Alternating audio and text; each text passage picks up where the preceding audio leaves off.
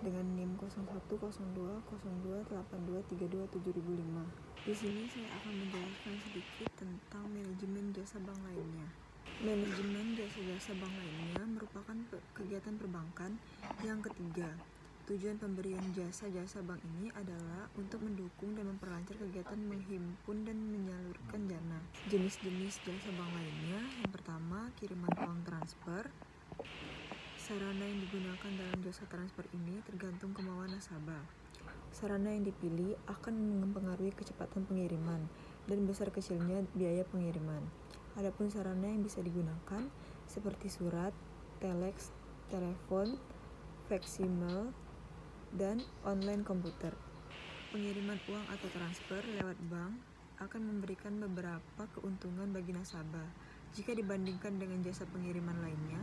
Adapun keuntungannya antara lain, bagi nasabah akan mendapat pengiriman uang lebih cepat, aman sampai tujuan. Pengiriman dapat dilakukan lewat telepon melalui pembebanan rekening. Prosedur mudah dan murah. Bagi bank akan memperoleh biaya kirim, biaya provisi dan komisi, pelayanan kepada nasabah. Yang kedua ada clearing atau clearing. Clearing merupakan jasa penyelesaian utang piutang antar bank dengan cara menyerahkan warkat-warkat yang akan dikeliringkan di lembaga clearing. Lembaga clearing ini dibentuk dan dikoordinir oleh Bank Indonesia setiap hari. Peserta clearing adalah bank yang sudah memperoleh izin dari Bank Indonesia. Tujuan dilaksanakan clearing oleh Bank Indonesia antara lain untuk memajukan dan memperlancar lalu lintas pembayaran giral. Yang kedua, agar perhitungan penyelesaian utang piutang dapat dilaksanakan lebih mudah dan efisien, aman. Salah satu pelayanan bank kepada nasabahnya. Warkat-warkat yang dapat dikeliringkan atau diselesaikan di lembaga clearing adalah warkat-warkat yang berasal dari dalam kota seperti cek, biljet giro, wesel bank, surat bukti penerimaan transfer dari luar kota, lalu lintas giral, atau nota kredit. Yang ketiga ada inkaso atau collection. Inkaso merupakan jasa bank untuk menagihkan warkat-warkat yang berasal dari luar kota atau luar negeri. Sebagai contoh, apabila kita memperoleh selembar cek yang diterbitkan oleh bank di kota Bandung, maka cek tersebut dapat dicairkan di Jakarta melalui jasa inkaso. Adapun warkat-warkat yang dapat diinkasokan untuk ditagihkan adalah warkat-warkat yang berasal dari kota atau luar negeri seperti cek, biljet giro, wesel, kwitansi, surat aksep, dividen, kupon, money order, surat berharga lainnya. Yang keempat ada safe deposit box. Safe deposit box merupakan jasa-jasa bank yang diberikan kepada para nasabahnya.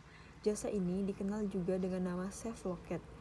SBD berbentuk kotak dengan ukuran tertentu dan disewakan kepada nasabah yang berkepentingan untuk menyimpan dokumen-dokumen atau benda-benda berharga miliknya. Kegunaan dari SBD adalah untuk menyimpan surat-surat berharga dan surat-surat penting seperti sertifikat deposito, sertifikat tanah, saham, obligasi, surat perjanjian, akte kelahiran, surat nikah, ijazah, paspor, dan juga surat atau dokumen lainnya. Di samping itu, SBD dapat pula digunakan untuk menyimpan benda-benda berharga seperti emas, mutiara, berlian, intan, permata, dan benda yang dianggap berharga lainnya. Sedangkan larangan menyimpan barang-barang di SDB adalah seperti narkotika dan sejenisnya, bahan yang mudah meledak, dan larangan lainnya. Keuntungan bagi bank dengan membuka jasa SDB kepada masyarakat adalah sebagai berikut. Biaya sewa, uang setoran jaminan yang mengendap pelayanan nasabah. Sedangkan keuntungan bagi nasabah pemegang SDB adalah menjamin kerahasiaan barang-barang yang disimpan karena pihak bank tidak perlu tahu isi SDB selama tidak melanggar aturan yang telah ditentukan sebelumnya. Keamanan dokumen juga terjamin. Hal ini disebabkan yang pertama, peralatan keamanan canggih. Yang kedua, SDB terbuat dari baja tahan api. Yang ketiga, terdapat 2 buah anak kunci di mana SDB hanya dapat dibuka dengan kedua kunci tersebut yang masing-masing dipegang oleh bank dan nasabah. Yang terakhir ialah tidak dapat dibuka oleh salah satu pihak, apakah nasabah pemegang SDB maupun bank. Yang kelima, banknotes, uang kartal asing yang dikeluarkan dan diterbitkan oleh bank di luar negeri, dikenal dengan devisa tunai, yang mempunyai sifat seperti uang tunai, sedangkan yang dimaksud dengan jual beli banknotes merupakan transaksi antar valuta yang diterima pembayarannya dan dapat diperjualbelikan dan diperdagangkan kembali sesuai dengan nilai tukar yang terjadi pada saat itu. Banknotes dapat dikelompokkan yang kuat berdasarkan kategori sebagai berikut. Banknotes tersebut mudah diperjualbelikan, nilai tukar terkendali stabil, frekuensi penjualan sering terjadi. Dalam prakteknya, bank tidak selalu menerima penjualan dan pembelian banknotes. Hal ini disebabkan oleh beberapa alasan, yaitu kondisi banknotes cacat atau rusak, tergolong dalam valuta lemah, tidak memiliki persediaan, diragukan keabsahannya. Contoh banknotes yang tergolong dalam kategori kuat adalah sebagai berikut. USD United States Dollar Amerika, SGD Singapura Dolar Singapura, SGP Great Britain Pound Sterling Inggris, AUD Australian Dollar, DEM Deus Mark, JVY Japanese Yen Jepang, HKD Hong Kong Dollar. Sedangkan banknotes yang masuk kategori golongan lemah antara lain ITL Italian Lira, NLG Netherlands Guilder, FRV French francs, CAD Canadian Dollar, NZD New Zealand Dollar, MYR Malaysian Ringgit, THB Thai Baht.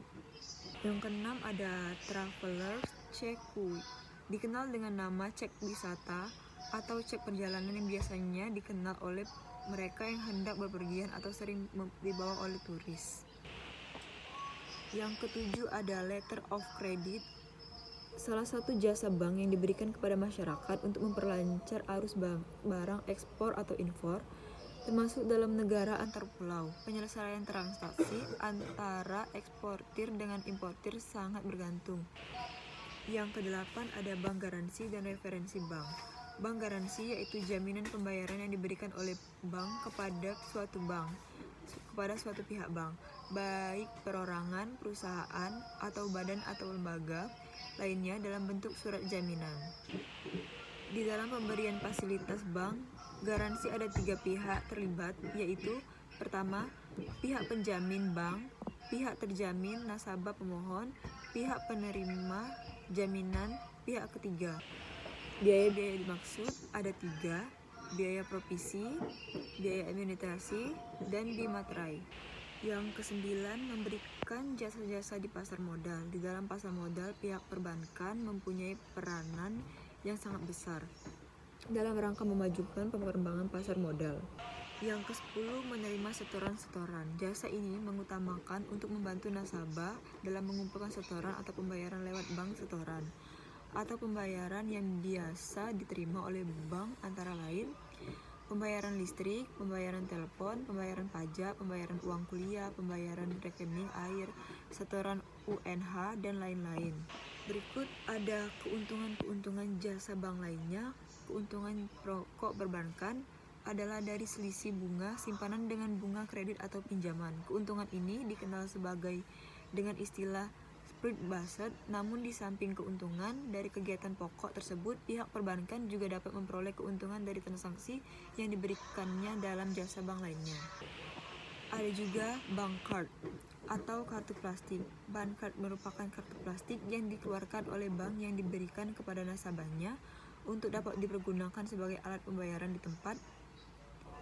tempat-tempat tertentu seperti supermarket, pasar swalayan, hotel, restoran, tempat hiburan, dan tempat lainnya. Adapun jenis-jenis bank card yang ada saat ini adalah Charger card, credit card, debit card, smart card, prepaid labor card. Baiklah, sekian tugas video saya akhiri. Wabillahi taufiq wal hidayah. Wassalamualaikum warahmatullahi wabarakatuh.